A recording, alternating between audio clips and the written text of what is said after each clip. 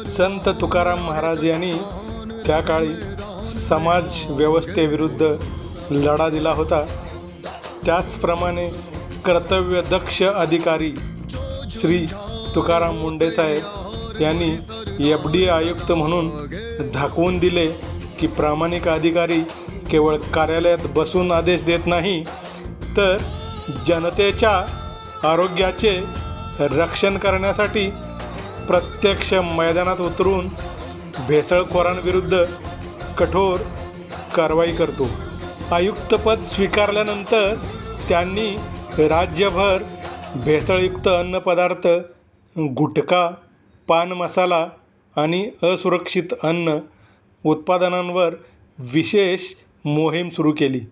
अवघ्या काही दिवसात 53 धाडी टाकून 33 जणांना अटक करण्यात आली आणि 27 आस्थापने सील करण्यात आली.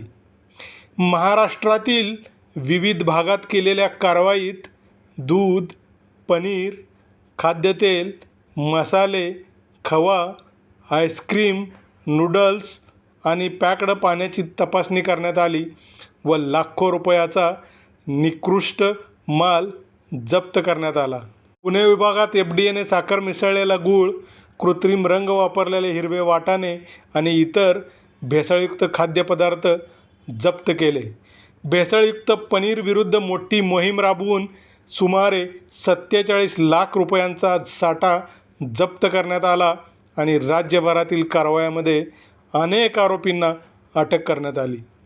औषध क्षेत्रातही त्यांनी भ्रामक जाहिराती आणि अवैध औषध उत्पादनांवर कारवाई करत सुमारे 73 लाख रुपयांचा संशयित बेकायदेशीर औषधसाठा जप्त केला.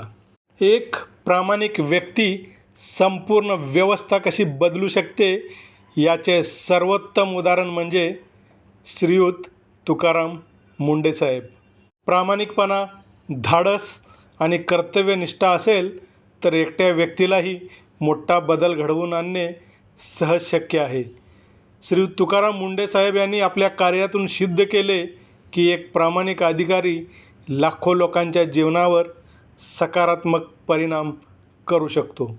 जे काम अनेक जण मिळून करू शकले नाहीत ते एका प्रामाणिक आणि निडर व्यक्तीने करून दाखवले, हे तुकाराम मुंडे यांच्या कार्यातून दिसून येते. एक ठिणगी संपूर्ण अंधार दूर करू शकते, त्याचप्रमाणे एक प्रामाणिक व्यक्ती संपूर्ण समाजाला योग्य दिशा देऊ शकते. तुकाराम मुंडे सर हे त्यांचे जिवंत उदाहरण आहेत.